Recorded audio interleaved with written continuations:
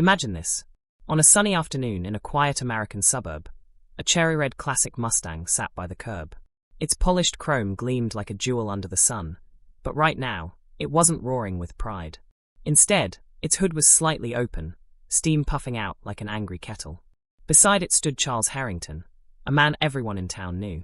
A millionaire, sharp suit, polished shoes. The kind of man who never blended into the crowd. He was tapping his foot impatiently, cell phone glued to his ear. His voice dripped with annoyance. No, I don't care how busy you are. I pay top dollar. Get a tow truck here now. People passed by, glancing at the scene. Some admired the Mustang. Some chuckled at Charles's frustration. But nobody stopped. Nobody cared. Nobody, except one. She was just a little black girl, maybe 8 years old, with braids tied up in colorful beads that clicked when she moved. Her dress was simple, a bit worn, and her sneakers had clearly seen better days. But her eyes? They sparkled with a curiosity far beyond her years. She stopped, stared at the Mustang, and then, almost shyly, walked closer. "Mister," she said softly, clutching a small backpack at her side. "Your car's not starting right, is it?" Charles lowered his phone, looking down at her with raised eyebrows. A smirk formed. "Oh really? And what are you going to do about it? Call your magic fairies?" He chuckled, shaking his head. "Run along, kid. This is a grown man's problem." But the girl didn't flinch. She walked closer, peered under the hood, and pointed with her small finger. "Your spark plug's loose. That's why it's coughing like that," she explained, as if it were the most obvious thing in the world. Charles blinked. His laugh caught in his throat. "What did you just say?" "The spark plug," she repeated. "It's loose. My uncle showed me once when our car broke down. I can fix it for you. Do you have a wrench?" For a moment, Charles just stared. The crowd nearby was now slowing down, curious. A wealthy man, mocked by a little girl? That was something worth watching. "You're telling me you can fix this?" He gestured dramatically at his Mustang. "Do you even know what kind of car this is, little one?" The girl nodded, almost proudly. "It's a Mustang. 1969, V8 engine. They're kind of famous." Now that made Charles pause. She even knew the year? Something in her confidence unsettled him. Against his better judgment, he reached into his trunk, pulled out a small toolkit, and handed her a wrench. "Fine," he said, smirking. "Go on, little mechanic. Impress me." The girl carefully climbed on a small crate she had found nearby, leaned into the engine, and worked with surprising precision. Her tiny hands adjusted the loose spark plug, tightened the bolt, and wiped her forehead with the back of her wrist. Within minutes, she hopped down. "Try it now," she said calmly. Charles raised an eyebrow, rolled his eyes, but slid into the driver's seat. He twisted the key. The Mustang roared to life. Smooth. Loud. Powerful. The crowd gasped. A few people even clapped. Charles's jaw dropped. He stepped out of the car, staring at the little girl as though she had just performed a miracle.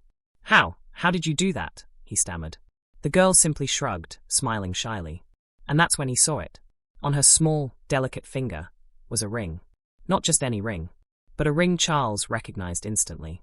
His face went pale. His knees felt weak. He knew that ring. He couldn't believe it. Where did you get that?" he demanded, his voice trembling. The girl looked down at it, then back at him. "It was my daddy's," she whispered. "Why?" Charles staggered back. The crowd was buzzing now, murmuring, pointing. Something big was happening. Something no one could understand yet. But Charles knew. And in that moment, his world, the world of a proud, arrogant millionaire, began to crack. What secret does this little girl's ring hold?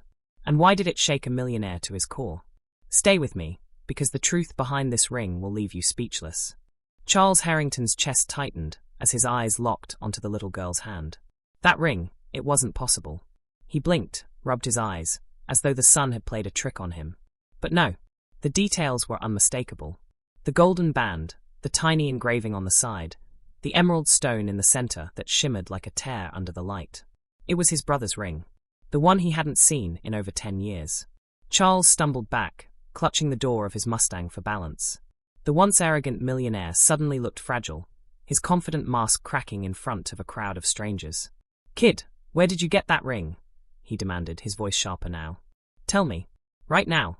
The little girl took a nervous step back, clutching her backpack to her chest. I told you, it was my daddy's," she whispered. Her voice was trembling, but her chin remained lifted, as though she was braver than her small frame suggested. The crowd leaned in, murmuring, sensing a storm brewing. Charles swallowed hard. His throat felt like sandpaper. Your father?" he whispered, barely able to get the words out. The girl nodded, twisting the ring on her finger. "Yeah. He wore it all the time. Mama said it was special. She told me never to lose it. It's all I have left of him." Her words hit Charles like a sledgehammer. His chest ached. His mind was racing. He wanted to deny it, to push the thought away. But deep inside, he already knew the truth. The ring belonged to his estranged brother, David Harrington, the man who had walked away from wealth, from the family fortune, to live a simple life. The man Charles hadn't spoken to in over a decade. And now, this little girl was wearing his brother's ring, which could only mean one thing. "Kid," Charles whispered, his voice breaking for the first time in years. "Who was your father's name?" The little girl tilted her head, confused at his sudden change in tone. She hesitated, then spoke clearly. David Harrington." Gasps rippled through the onlookers. Charles froze as though lightning had struck him. His face went pale, his breath caught in his throat. David. His brother. The brother he had abandoned. The brother who was gone. The little girl frowned, watching him. Do you know my daddy?" she asked softly. Tears welled in Charles's eyes, though he tried to blink them away.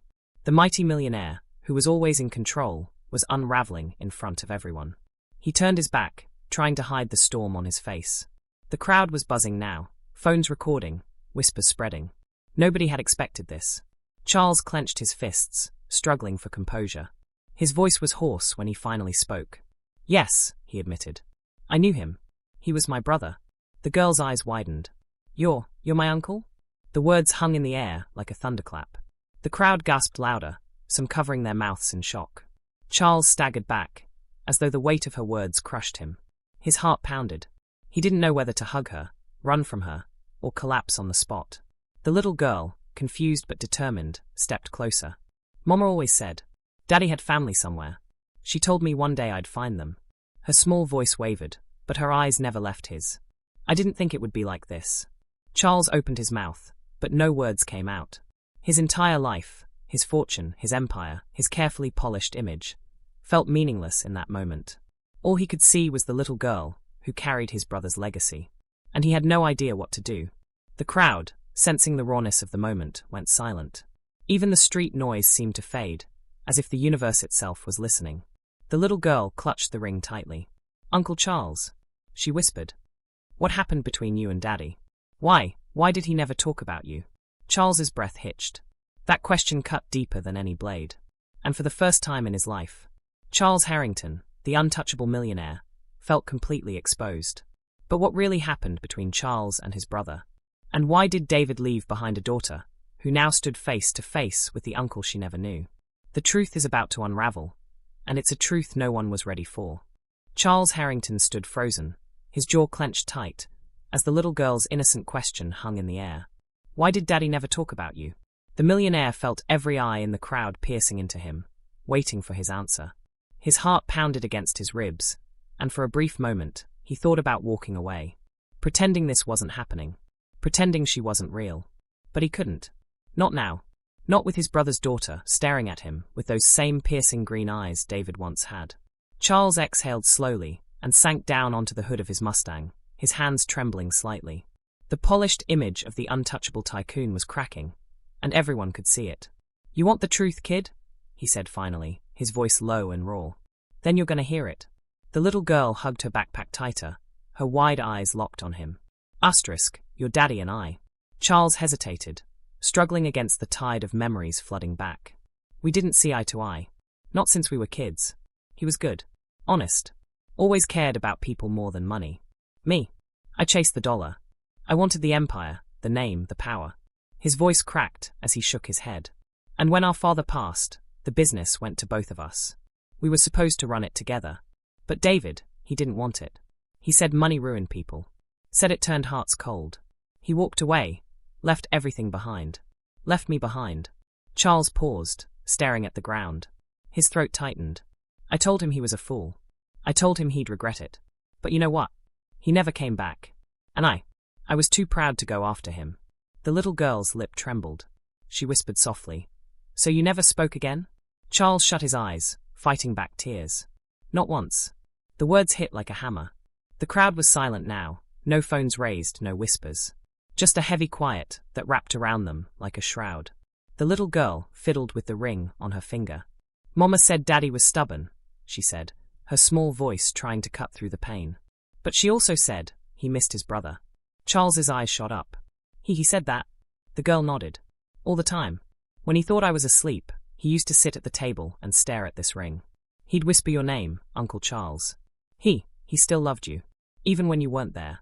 Charles's heart shattered. His shoulders slumped, the weight of years of pride crashing down on him. For so long, he thought David had forgotten him. That his brother had walked away without a second thought.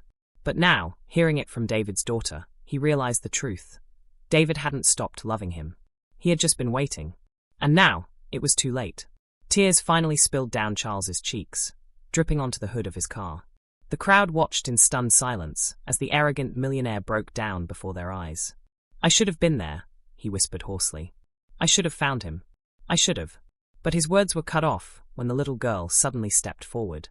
She reached out with her tiny hand and placed it gently on his arm.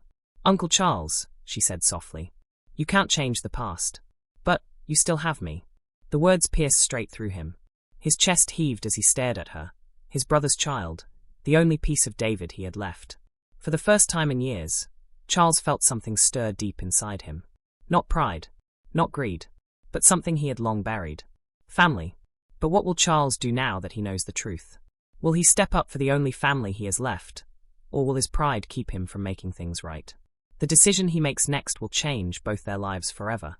Charles Harrington sat on the hood of his gleaming Mustang, his designer suit wrinkled, his face streaked with tears. The millionaire who once seemed untouchable now looked like a broken man. And yet, for the first time in years, he wasn't thinking about stocks, or board meetings, or his fortune. He was thinking about his brother. About the nights they used to sit up fixing cars in their father's garage. About the times David had defended him in schoolyard fights. About how they had once promised they'd never let anything tear them apart. But pride had done what no outside enemy could. It had destroyed their bond.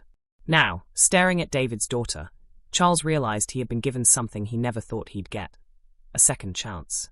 The little girl twisted the ring on her finger nervously, waiting for him to say something. Finally, Charles stood. His voice, though shaky, was stronger now. You're right, he said softly. I can't change the past. But I can change what I do now. The girl tilted her head, curious. Charles knelt down, so he was eye level with her. He took a deep breath. From today on, you're not alone. You hear me? You'll never be alone. I don't care what it costs, or what I have to give up. You're family. And family doesn't walk away. The girl's eyes filled with tears. For the first time since her father's passing, she felt safe.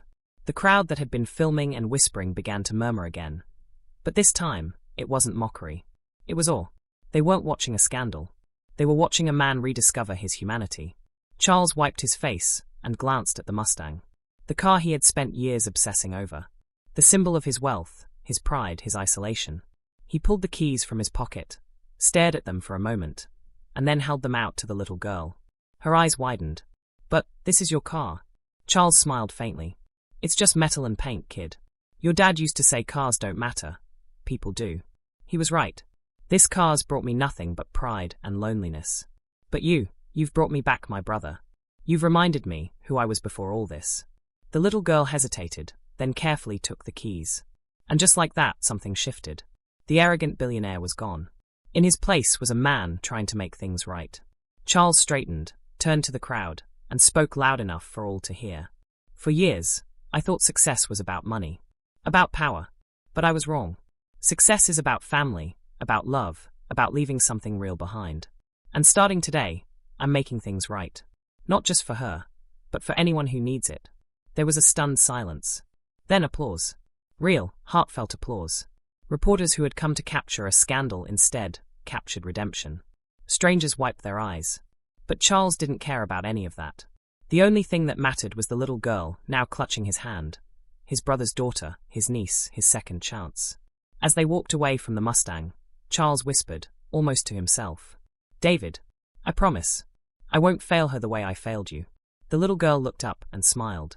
Don't worry, Uncle Charles, she said softly. Daddy would be proud. And for the first time in decades, Charles Harrington smiled. Not the smug smile of a millionaire, but the genuine smile of a man who had finally remembered what truly mattered. So, what do you think? Was Charles's transformation real, or was it too late to make things right? Would you have forgiven him if you were in David's shoes? Let me know your thoughts in the comments, and don't forget to subscribe for more powerful stories like this one.